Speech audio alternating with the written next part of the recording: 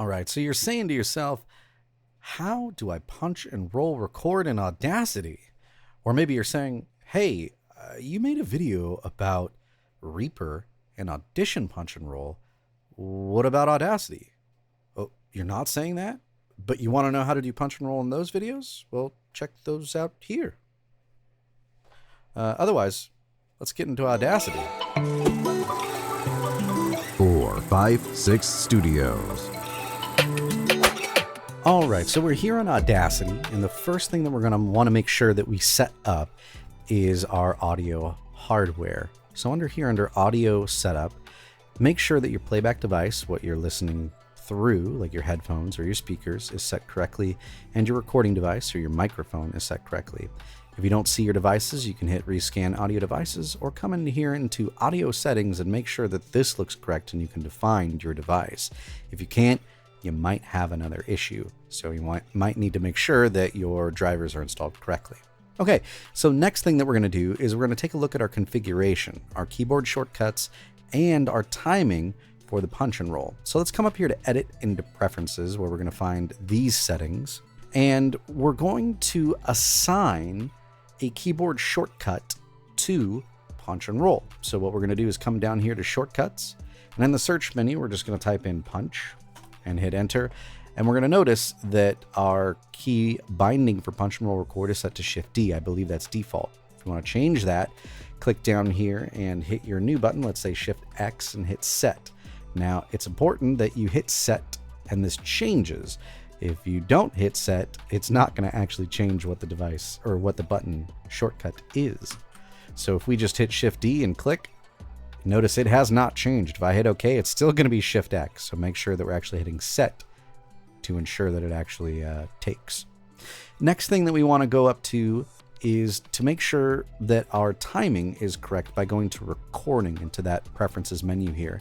Down here at the bottom under punch and roll recording, we're going to have pre-roll, and that's how many seconds are going to play that we can hear before it starts to record again.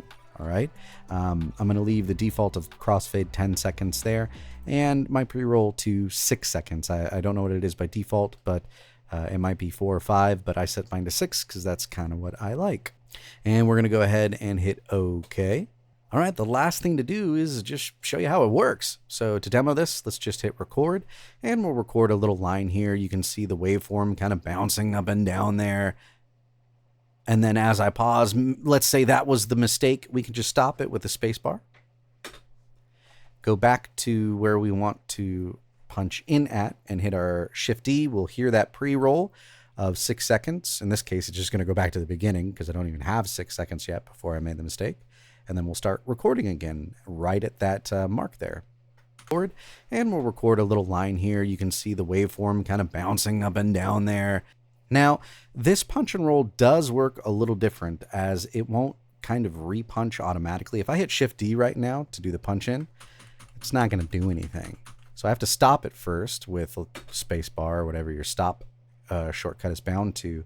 And then I can hit, without clicking, I can hit Shift D, it'll start over again. And we'll record a little line here. You can see the waveform kind of bouncing up and down there. So you can see it kind of went back, deleted what I had, cut it out, and then started the punch in again. But you actually have to physically stop it first with this configuration to do so, right? So we can stop it here. So we messed up right there, and we'll hit Shift D again, and it'll then resume from this point. So you can see it kind of went back, deleted what I had, cut it out, and then started the punch in again. There you go. So that's in essence how it works. And I hope you enjoyed that tutorial on how to set up punch and roll recording in Audacity. I am going to have more tutorials in the future with different pieces of software to show you how to set up punch and roll recording in those pieces of software, those DAWs, just in case you happen to use a different program than I do. A one-stop shop, if you will, to how to set up punch and roll in any environment. At least that's the goal. If you have an environment that I have not covered yet and you would like me to show you how to set it up, let me know in the comments down below. And if you'd like to see more stuff, stay tuned to my channel for more tutorials on not just punch and roll recording, but all kinds of things in voiceover. I hope you enjoyed it. Now that we know how to set up our environment for punch and roll recording, there's only one thing left to do, and that's to get out there and record.